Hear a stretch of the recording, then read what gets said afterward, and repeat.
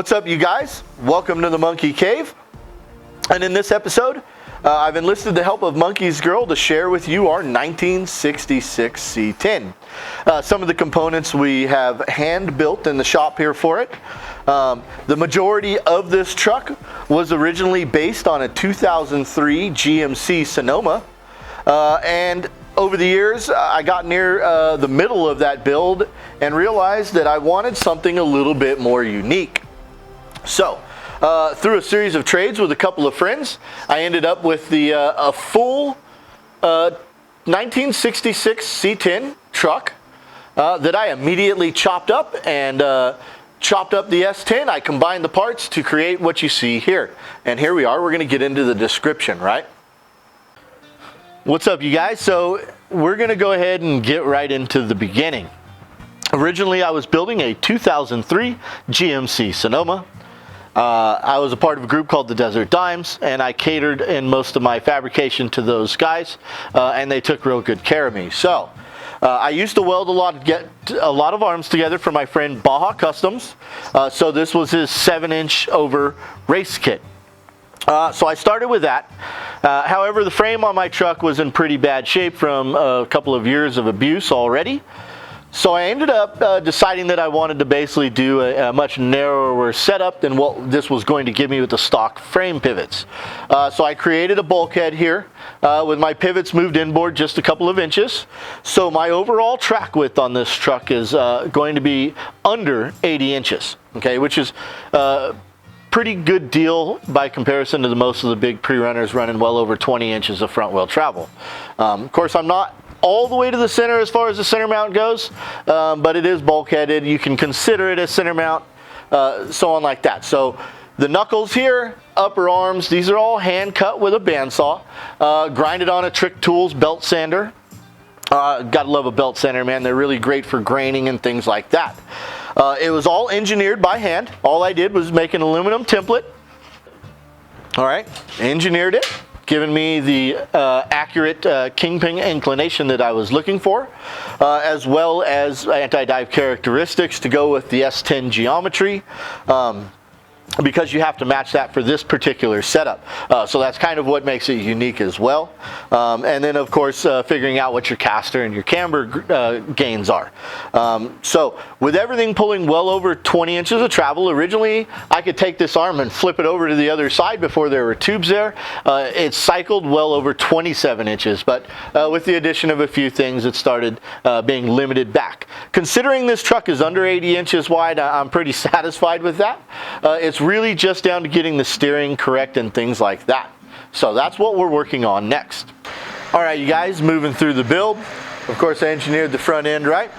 And I had always had this image of my inboard outboard shock setup.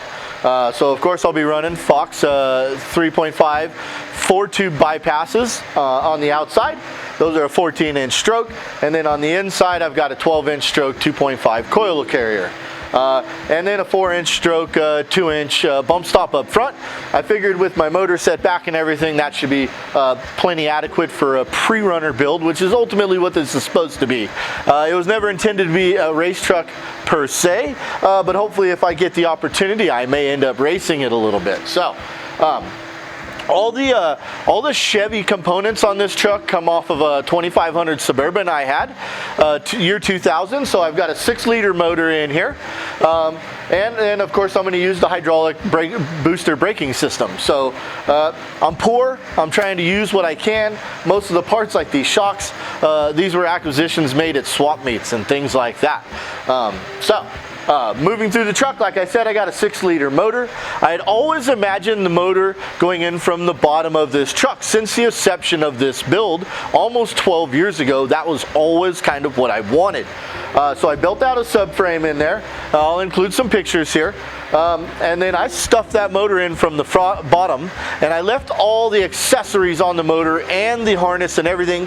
I wanted the motor to be as big as possible to make as much room as possible while figuring out while my driver and co-driver occupants sat and things like that. So I did figure that out, and with this motor and all of the accessories, being as bulky as possible, still fit in the front of this truck.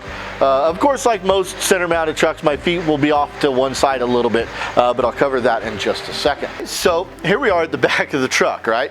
And I'll tell you a little bit about this. So the funny thing is, I worked with a good friend of mine. He's on YouTube also. His channel's called The Bronco Factory. His name is Mike Cox. Him and I worked together at a shop, and we happened to work right next door to Harman Fuel Cells. So Harman was throwing away this bladder one day, and I snatched that out of the trash can because, like I said, I've always been poor.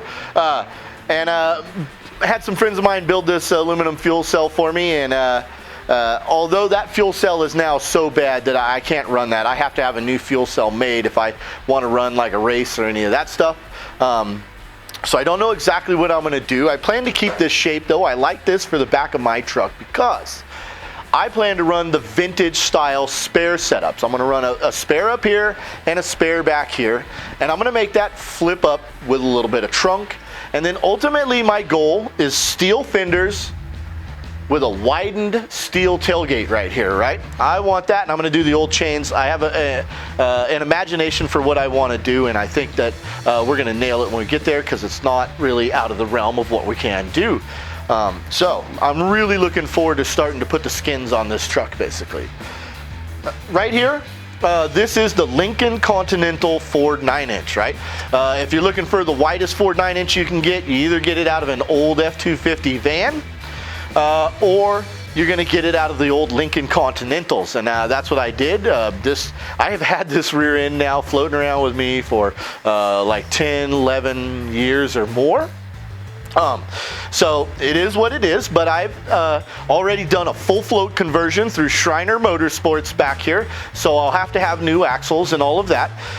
And I had Schreiner at the time just send me drive plates for 31 splines. That's all I can do right now because I've already got a 411 gear set on an old center diff here. So we're gonna run that until we can afford something better. I'd like to get up to a minimum of a 35 spine later on because I like to do burnouts and shit. So that is ultimately the goal, right? So I'm running a 3-link style because I built this a really long time ago, and there was always the debate whether you want to run a 3-link or a 4-link in your pre-runner. And at the time I really wanted to build a 3-link. Now I've built a couple of successful 4-links since then, and were I to do it over again, I really like the 4-link. You're spreading the load out over an additional rod end and things like. There's a few reasons why a 4-link would really outperform this, as long as you can get what's called the spread because the triangulation and that. So that's a part of my decision making. I'm running a 3-inch coilover and a 3.5 bypass. I plan to run a little bit bigger. I want like a minimum of a 4.0 bypass later on, and it's a 14 and 16 stroke. So nothing super special. Right now this rear end on a 51-inch link cycles about 27 inches of wheel travel, which is way more than what I need for this pretty short wheelbase truck. So come on, let's go inside.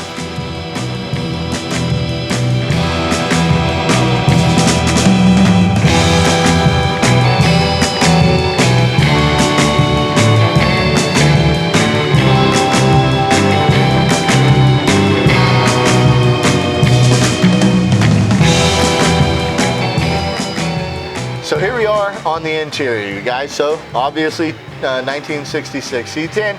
They're not all that huge inside, right? But this is my version of a hot rod. So I plan to have air conditioning in this truck. That's why I left the compressor on the motor. Ultimately I want like leather wrapped interior. I want it all matched in color. Regardless of what I do on the outside, I want it to be nice enough to drive every single day on the inside if I so choose. And that kind of is my goal. So here we are. Obviously there's nothing in here to really tell you about. A generic old steering wheel that I scored many years ago for free. I'm going to upgrade this though because this steering wheel is horrible, right? I did install a tilt wheel system in it, courtesy of my buddy at Desvalitos Racing. And then I basically stole these seats from the Deacon Built guys at the last Kurt LeDuc swap meet, right?